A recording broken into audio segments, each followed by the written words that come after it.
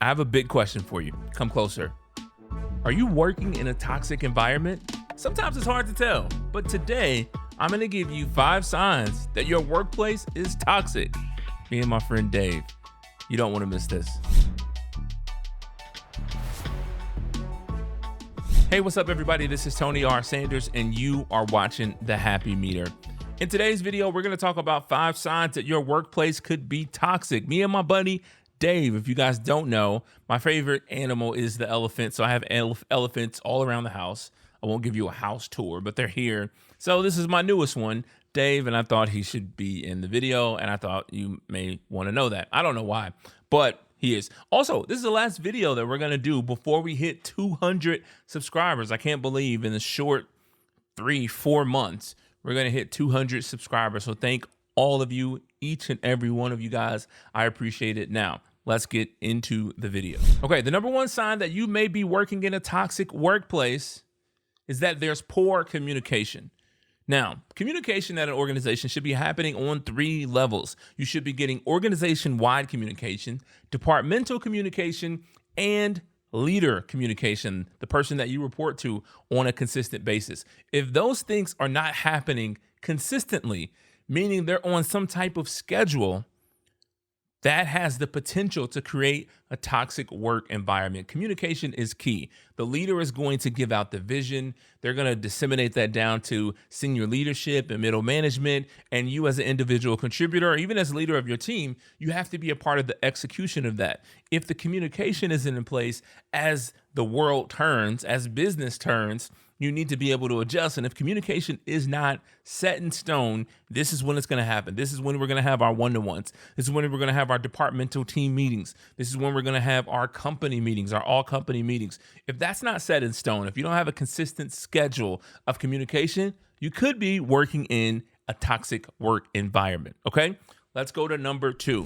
Okay, number 2 is gossip. And this kind of connects to the first one, but if there's gossip going on in the workplace, that is a sure sign that you're going to be in a toxic environment. All the rumor mills starting to rile up and everyone's getting excited because they said that we're not getting bonuses this year. We're not getting a raise this year. Someone in finance told someone in marketing who told me in sales, who's telling you in customer service that something is going on. We need to kill all of the rumors. The best way to kill the rumor is to not participate in it.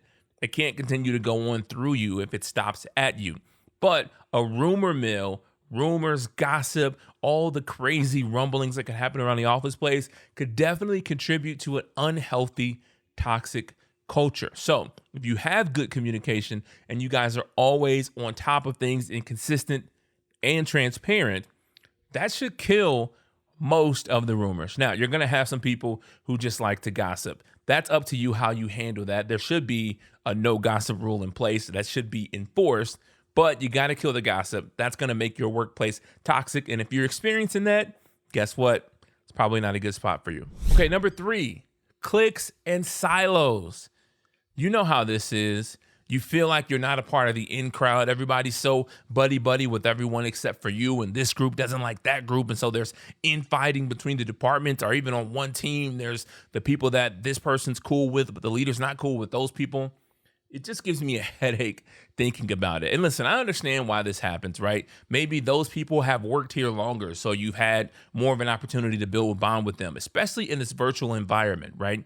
If you're working with people in this virtual environment who you've never met in person, who you don't have a real in-life connection with, who you don't have those stories that you can fall back on, remember a year ago when this happened, or 2 years ago when this happened, it is more difficult to build a connection with that person. And so it's just easier to connect with the people that you already knew before you worked there. That was your friend, or the person that hired you in, or the person that you used to sit next to in the office. It's so easy to build a connection with them. But what you're doing, what you have to be careful of, is you're not creating silos and creating cliques in the organization where everyone's not getting the same information. Everyone's not getting the same treatment. Everyone's not having the same opportunity to build relationships. Relationships are key to doing the work that you love. And if you have cliques and silos, that means the relationships have stopped at a certain point and they're not free flowing throughout the organization. And that can definitely 100% create a toxic work environment. Okay, we have 3 of the 5 signs out of the way so far. If you're liking this video, make sure to like the video, subscribe, and turn on the notification bells for future videos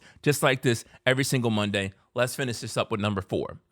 Number 4, look at the retention numbers. How many people are leaving the organization and how quickly? If you have a company with low retention, meaning high turnover, meaning every month, every day, someone's leaving an organization, it's probably because there's a toxic environment. Now, be smart about how you look at this. Sometimes there's a heavy concentration of turnover in a certain area of the business. Maybe the sales team just has high turnover because their call center sales team is just the nature of the beast. Maybe there's a lot of involuntary turnover due to performance a certain time of the year. Maybe there's just a specific department that leader is toxic and they're not doing things well with that portion of the business. And so they're having high turnover in their team. If you see that could be a special case scenario. That could be a situation in which that leader or that department just has high turnover due to the nature of their leadership or the nature of the business. But if you look at the entire organization as a whole, or your entire department, and you see consistent turnover issues, that's probably a sign that there's a toxic work environment. And then last, but certainly not least, systems. If you are working in an organization that does not have consistent, reliable, repeatable systems, I can promise you it's going to cause you headaches, and it's going to cause a lot of other people headaches, to be burnt out, to be stressful. Here's why. Systems help you grow and scale, but also systems help with stability and sustainability. I can train a lot easier if there's a system in place. I don't have to worry as much about what to do when certain things arise if there's a system in place. Even when you look at our HR systems of a business, having a set way you deal with HR issues, whether it relates to FMLA or if it relates to taking time off or how we handle personnel issues, what does the progressive disciplinary actions look like? All of that stuff should be systematized so that it's fair and equal treatment across the board.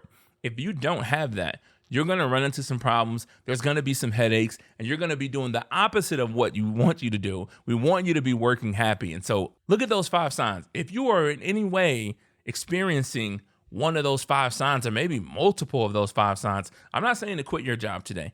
I am saying you should start to look deeper into why those things are happening and see how you can impact change. Maybe there's something that you can do. Maybe you're actively participating in some of these things and just didn't know it until you watched this video. But either way, all I want you to do, and all this channel is about, is to help you work happy. At the end of the day, that's all I want for you, and I know you want it for yourself. So if you like this video, I know you'll love the next one. Until next time, peace. Say bye, Dave. Bye, Dave.